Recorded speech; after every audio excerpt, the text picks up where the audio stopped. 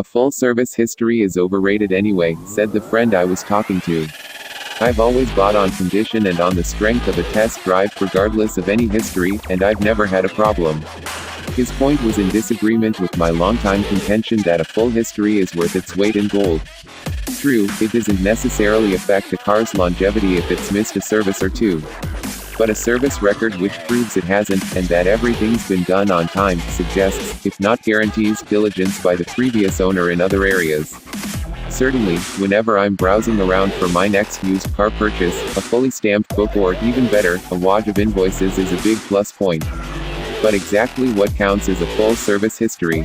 I define it as evidence, in stamp or invoice form, of every service having been carried out on time or at the correct mileage, in accordance with the manufacturer's servicing schedule throughout a car's life. Others, of course, might have a looser definition, simply, for example, that there's a record of every service the car's had.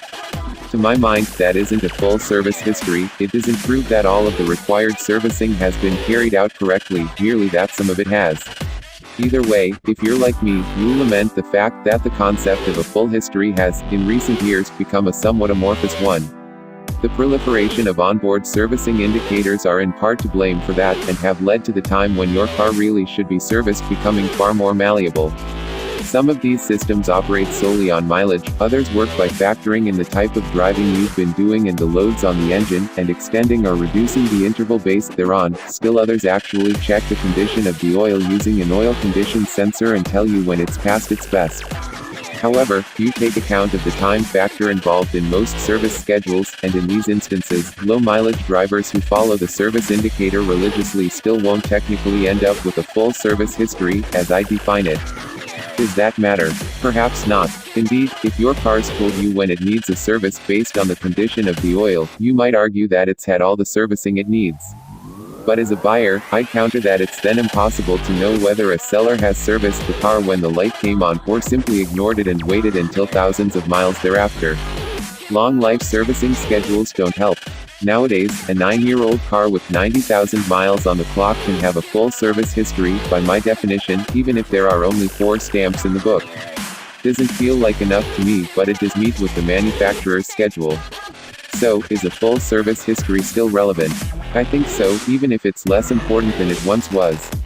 After all, if nothing else, a nicely completed book, with roughly the right number of stamps from reputable independents or main dealers, shows at least that some servicing has been carried out, and in that regard, it's better than nothing at all.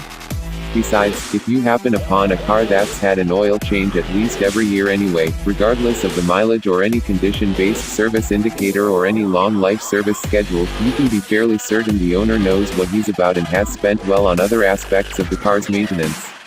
The sort of car you'll probably want to snap up, in other words. Perhaps the way forward lies in the electronic service history. This involves a service record stored in the car's onboard memory, which can tell you what work was done and when by accessing it through the car's touchscreen or dashboard display, or even through a linked app on a phone or tablet. As far as I'm aware, such systems don't yet tell you whether the car was serviced within a reasonable mileage of the light coming on, but were they to do so, they might provide a much better record of a car's servicing than a simple stamp and a scribbled date. Happily, every manufacturer that operates this sort of system must make the bits necessary to upload data to a car's electronic service history available to non-franchise. Fine for a mark specialist, however, your local multi-mark independent will have to invest in the software multiple times, something they're unlikely to want to do. So it seems to me that there's still a place for doing things the old-fashioned way, for keeping hold of invoices, or investing in a physical service book to have stamped.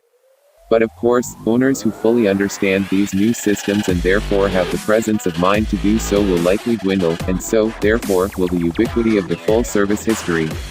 Which brings me back to the original question, do you care?